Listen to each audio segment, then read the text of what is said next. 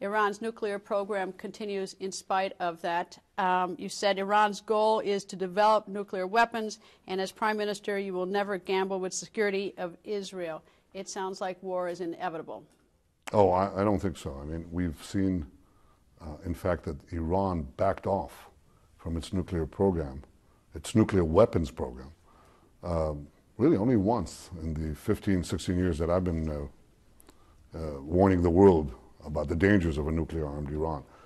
And the only time they backed away was in 2003 when they thought there'd be a credible military threat against them. So in fact, the paradox is that if they actually believe that they're going to face the military option, you probably won't need the military option.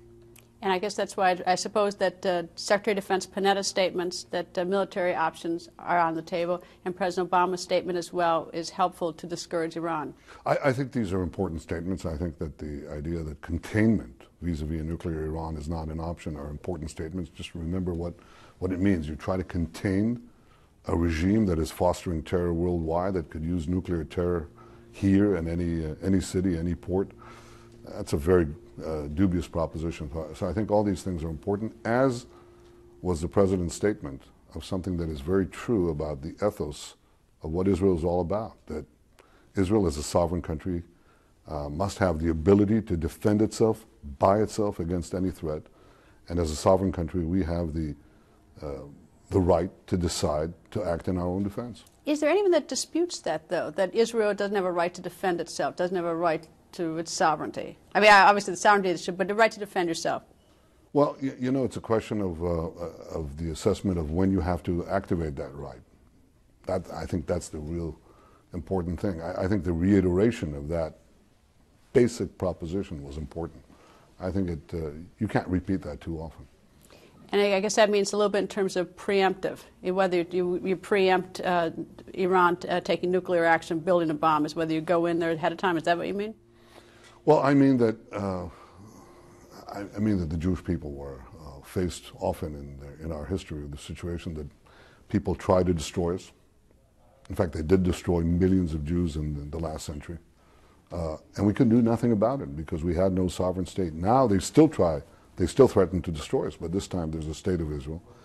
And if necessary, we'll act in our own defense. And I think it's very important to repeat that clearly. And obviously, this is something that is perhaps the supreme responsibility that I, as the Prime Minister of Israel, have to guarantee that the future of the Jewish state and the Jewish future is secure.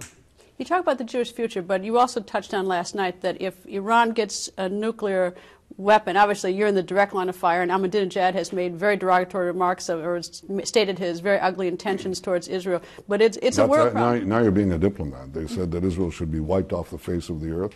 Indeed. And they're developing nuclear weapons to boot for that purpose. Not only for that, they could also shut down the Straits of Hormuz. Now they're threatening it. You're worried about the price of oil today? You think about what it would mean if Iran, this regime, radical regime that chants death to America, death to Israel, they'd get their hands on nuclear bombs, atomic bombs. A, they could use it against any one of us. B, they can give it to their terrorist proxies to use against any one of us. 3, they could threaten credibly to block the Straits of Hormuz, which would send the price of oil skyrocketing, not anything that even remotely resembles what we have now. And they'll pocket the dough because they're oil producers. So, you know, these are things that could change the world. It could be like a hinge of history.